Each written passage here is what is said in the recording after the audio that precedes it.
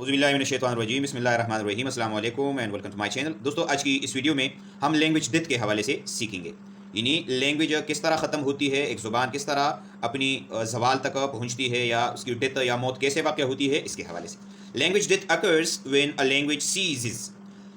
किसी भी ज़ुबान की मौत उस वक्त वाक़या होती है जब एक ज़ुबान रुकती है, to be used as a means of communication, बतौर राब्ते के ज़रिए के। यानी जब लोग उसी लैंग्वेज में एक दूसरे से राब्ते नहीं करते तो लैंग्वेज की डेथ वाक़या होती है।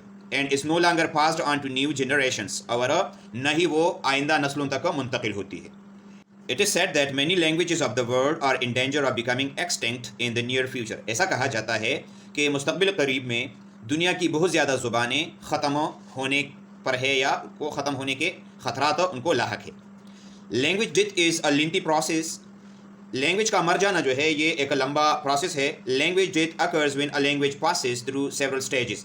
चंद एक मराहिल है, उससे जब ज़ुबान गुजर जाती है तो तब जाकर एक लैंग्वेज की मौत वाक़या होती है। दी स्टेजेस और एज अंडर, ये जो मराहिल है वो ये हैं। नंबर फर्स्ट, लैंग्वेज डिक्लाइन, यानी लैंग्वेज का ज़वाल पज़ीर होना।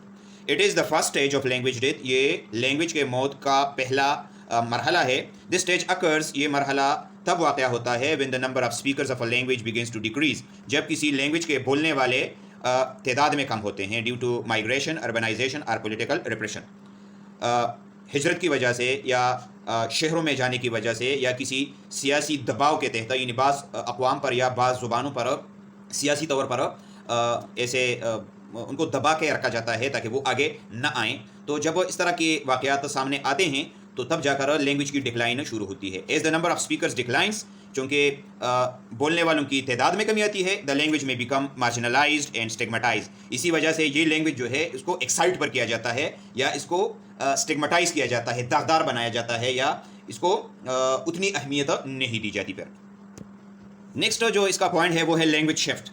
It is the second stage of language death. ये लैंग्वेज डेथ का दूसरा मरहला है। It occurs when members of a language community begins to shift to another language because of some economic, educational और social prestige and do not use their own language. और ये तब वाक़या होता है जब किसी लैंग्वेज के जो अफराद हैं या जो कम्युनिटी है वो एक दूसरे ज़ुबान को सीखने लग जाते हैं, कुछ इक़्तिसादी या तालीमी या समाजी इज़्ज़त की वजह से या वक़ार की वजह से, और वो अपनी ज़ुबान को जो है वो इतनी ज़्यादा अहमियत नहीं देते। तो तब ये लैंग्वेज शिफ्ट का जो मरहला है ये तब आता है। यानी लैंग्वेज शिफ्ट जो है ये भी लैंग्वेज के डेथ में अपना किरदार जो है अदा करता है। जब हम दूसरों की ज़ुबान को इसलिए सीखते हैं कि लेट्स सपोज हम इंग्लिश को सीखते हैं ताकि ये, क्योंकि ये एक इंटरनेशनल लैंग्वेज है या सारी नौकरियों के लिए ये ज़ुबान ज़रूरी है, तो ये जो हमारे अपनी जो हमारी ज़ुबान है वो पश्तो हो, उर्दू हो या पंजाबी हो, उस पर असरात मरतब करते हैं और वो मार्जिनलाइज हो जाते हैं। Number 3, language endangerment. It is the third stage of language death. ये लैंग्वेज डेथ की का तीसरा मरहला है। In which the number of speakers falls below a critical level, जिसमें बोलने वालों की तादाद जो है एक ख़तरनाक हद तक कम हो जाती है। Usually around 1000 speakers.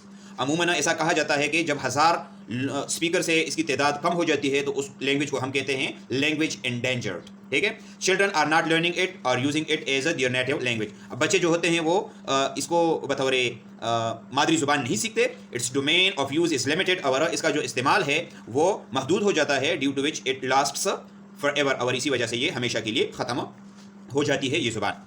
और नंबर 4 है लैंग्वेज डेथ।